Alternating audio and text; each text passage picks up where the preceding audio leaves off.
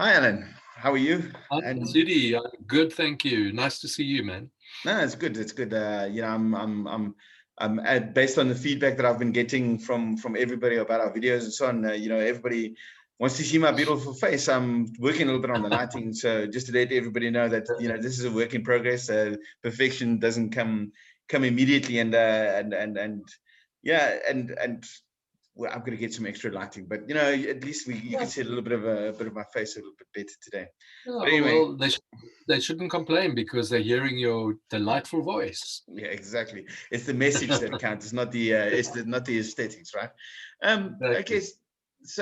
so yeah, we today are talking about how do you find a coach? If this in any way stimulates any of these episodes in any way stimulates your interest in coaching and you'd like to look at a coach, and of course you first of all come to the two of us because we're such brilliant coaches, but but what we're talking a little bit about what the process works and what do you really want to look for in a coach, and Yes. how what the best way is to approach that, and what are the key things you need to sort of understand and look at. And yeah, I think I'll hand over to you again to start the topic, and then we'll sort of bounce off each other Hmm. like we always do. But thank you very much, and yeah, looking forward to this chat. It's Yeah. really important. Okay. All right. So maybe we should just like really launch ourselves into the subject because it is a very interesting subject, and I think that because it is fraught with um, sort of what kind of expectations in terms of what coaches are about. I think it's important to maybe debunk some of those things that people maybe, those preconceived ideas that people might have about it. Mm. But I think there are a couple of sort of very basic things that I think are important to remember.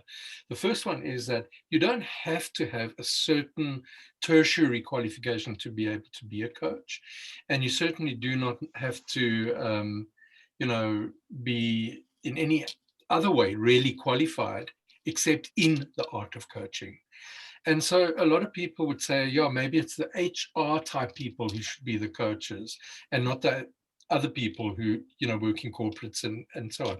But I found in my experience that more people have gravitated towards coaching who come from other disciplines. So I don't think you should be put off by what people have done. I think what needs to be focused on is around what they're good at. And what I would look for in a coach then is this person good with their communication skills? So that is the first thing. How well do they articulate themselves in terms of communication? The other thing is how good are they at being able to build up relationships and to build rapport with people? Because coaching is a people's business. And what you're doing is you're going to be working with people's lives, intimate and maybe critical issues that they might want to deal with in their lives. So I think it needs that kind of touch, having a safe environment, trusting a person, having, respect, having all of those good things in order to make the coaching relationship work. So those, I think, are the sort of hardy annuals around what coaching, what coaches would work best if you're looking from a client's perspective. No, that's 100% correct. And when we talk about that qualifications, you need to make sure that the person's gone through a reputable you know coaching course that is accredited by the International Coaching Federation, or the ICF, and if not them, there's a few other ones that are quite important. The EMCC is one that I know, the Association of Coaching in the United States, if that's correct. But it is important that somebody's gone through this process, because I'm doing a poll right now on LinkedIn, and the Mm, most prominent answer right now is that everybody says they're a coach. Um, yes. and it's important that you distinguish between what a coach really is and somebody calling themselves a coach, because a lot of it is natural. I'm not saying Yes. that somebody with without certain with coaching abilities can't coach a person in a situation, or in certain elements of their development, but to take a person through a coaching process needs structure, it needs mm, knowledge, it needs understanding of in our case, how the brain works.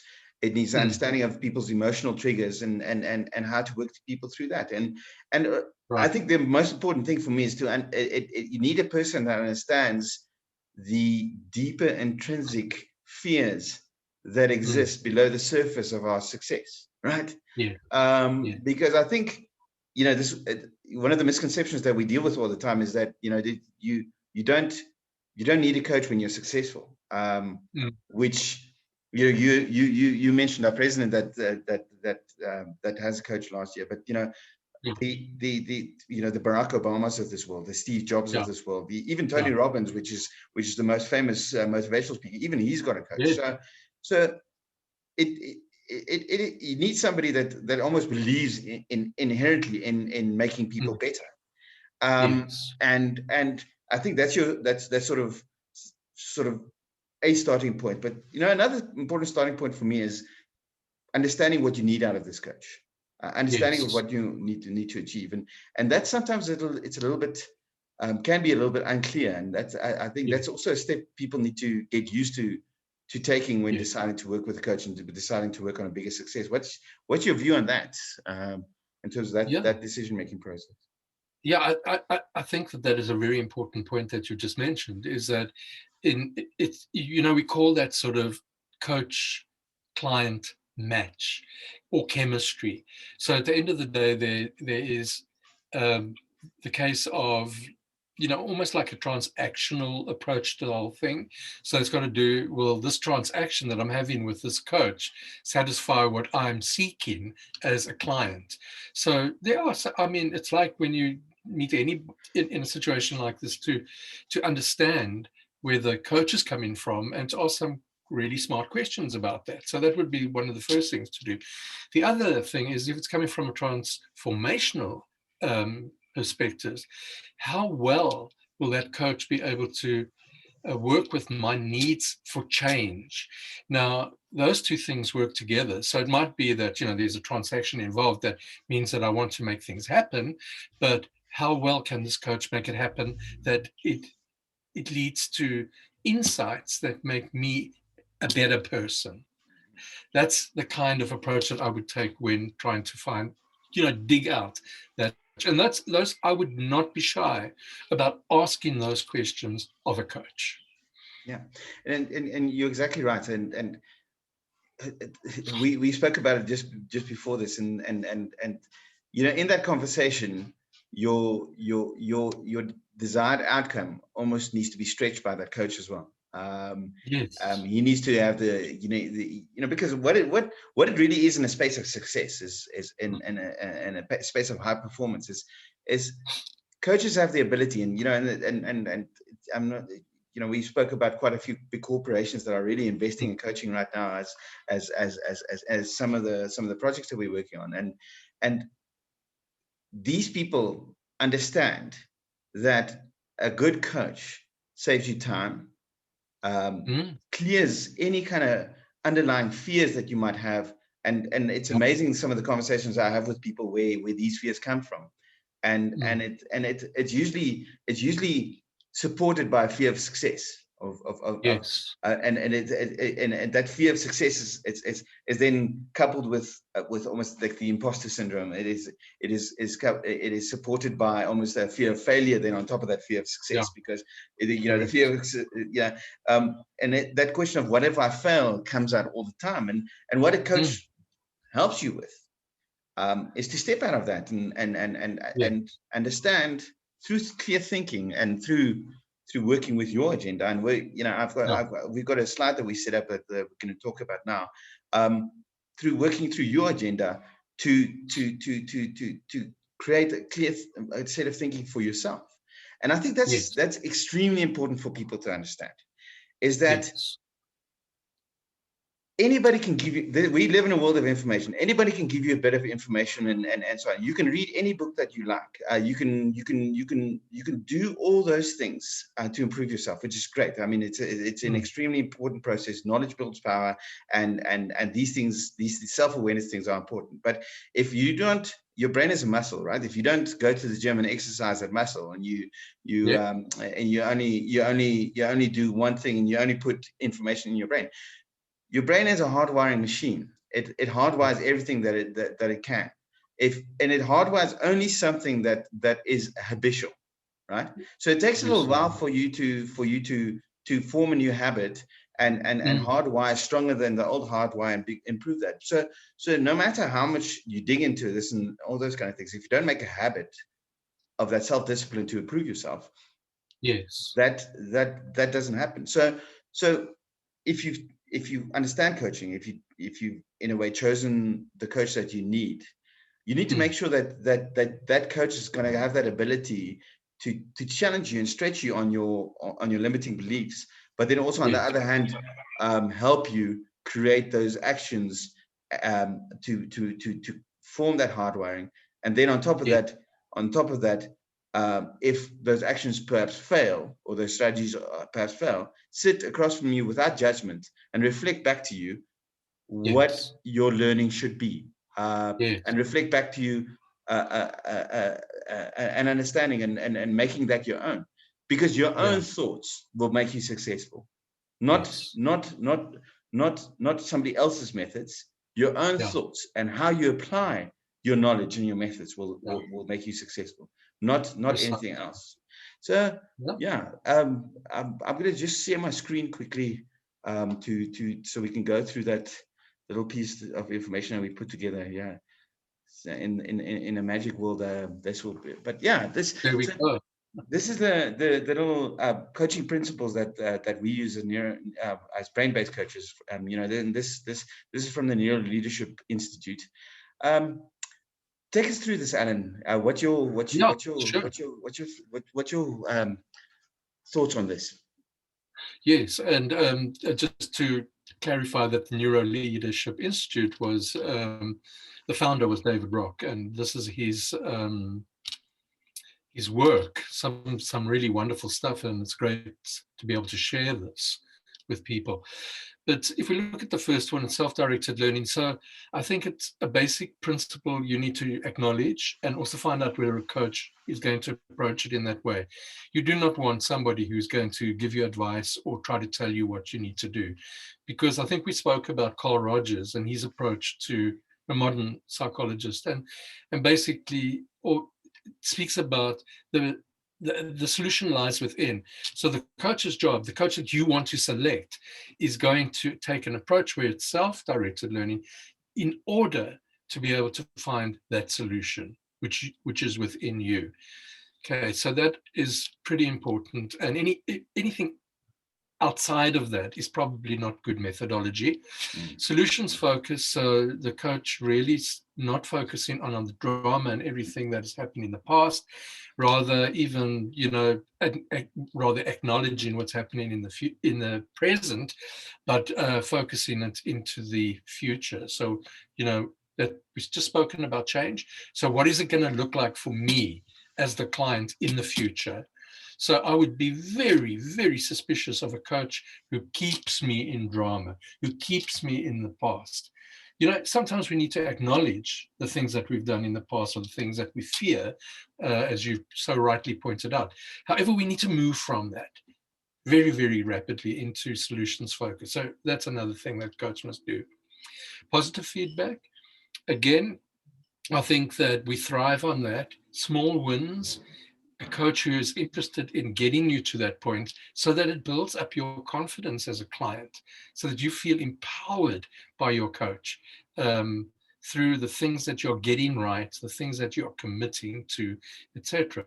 Stretch, incredibly important. And we know that, and you've mentioned something about that already, CD, is that it's a lot to do with our limiting beliefs.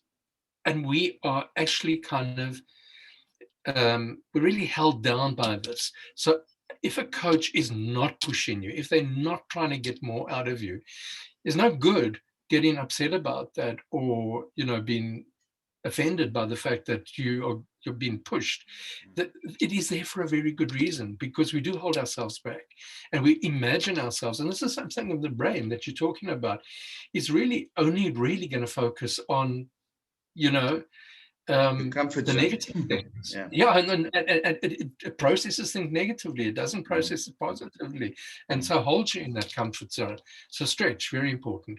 And then obviously, I don't want a coach who basically has read Coaching for Dummies and then actually comes out and tries to, apply their services to me. Yeah.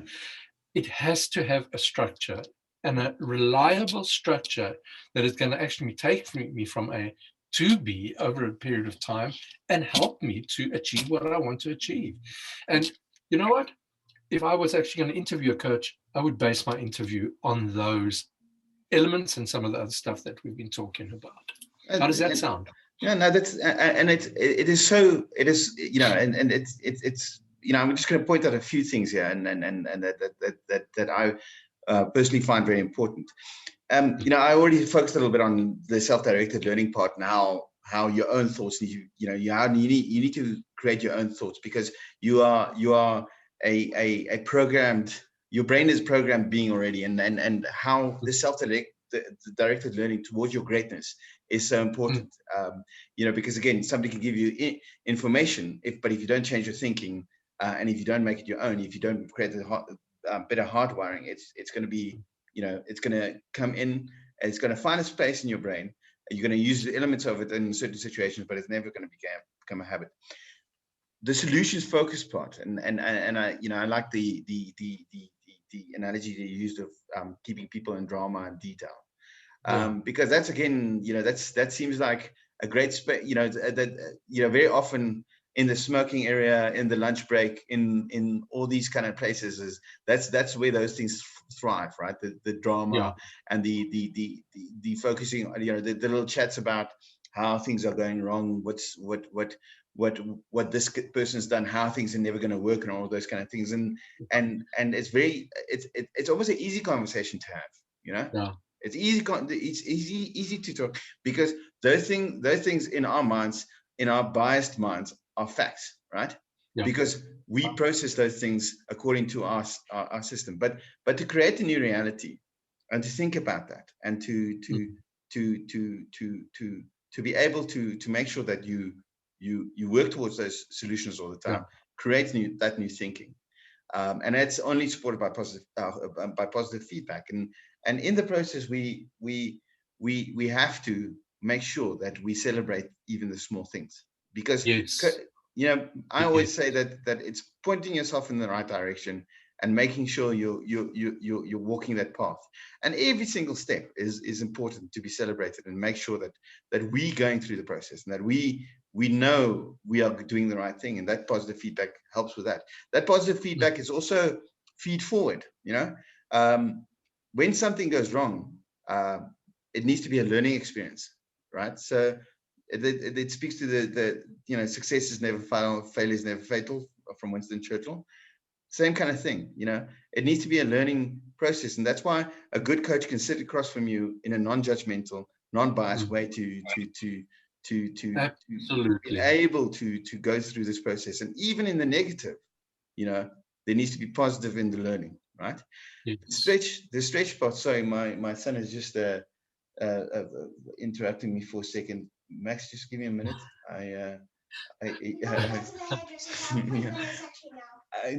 Hold on a second. I'm busy. I'm recording something. This is going to go on my YouTube channel, and you know how important YouTube channels are.